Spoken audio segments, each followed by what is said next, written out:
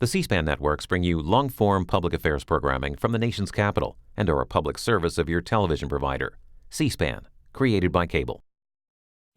Ladies and gentlemen, I'd planned to speak to you tonight to report on the State of the Union. But the events of earlier today have led me to change those plans. Today is a day for mourning and remembering. Nancy and I are pained to the core by the tragedy of the Shuttle Challenger.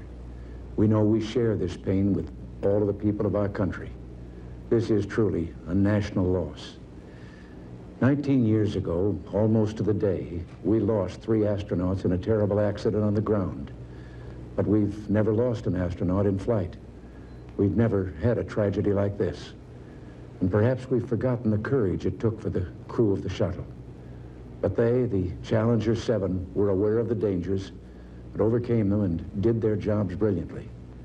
We mourn 7 heroes: Michael Smith, Dick Scobie, Judith Resnick, Ronald McNair, Ellison Onizuka, Gregory Jarvis, and Krista Mikaloff.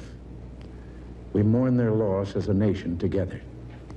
To the families of the 7, we cannot bear, as you do, the full impact of this tragedy. But we feel the loss, and we're thinking about you so very much.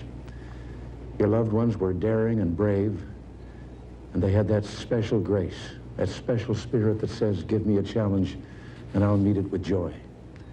They had a hunger to explore the universe and discover its truths.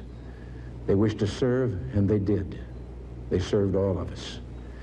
We've grown used to wonders in this century. It's hard to dazzle us. But for 25 years, the United States space program has been doing just that. We've grown used to the idea of space, and perhaps we forget that we've only just begun.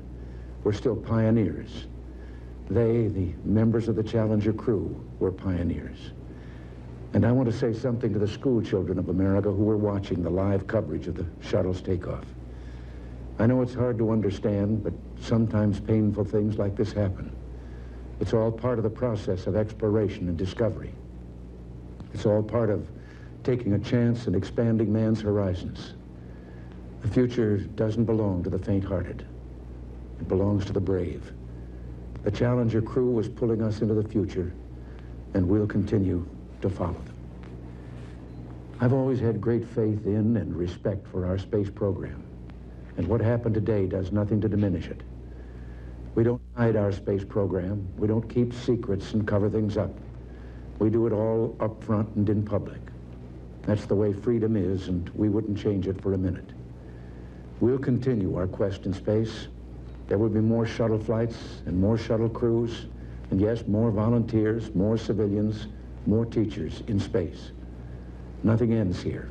Our hopes and our journeys continue. I want to add that I wish I could talk to every man and woman who works for NASA or who worked on this mission and tell them your dedication and professionalism have moved and impressed us for decades, and we know of your anguish. We share it. There's a coincidence today. On this day, 390 years ago, the great explorer Sir Francis Drake died aboard ship off the coast of Panama. In his lifetime, the great frontiers were the oceans, and a historian later said he lived by the sea, died on it, and was buried in it. Well, today, we can say of the Challenger crew, their dedication was, like Drake's, complete. The crew of the Space Shuttle Challenger honored us for the manner in which they lived their lives.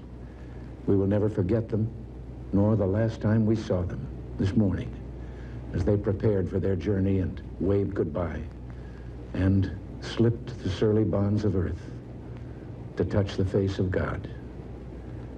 Thank you.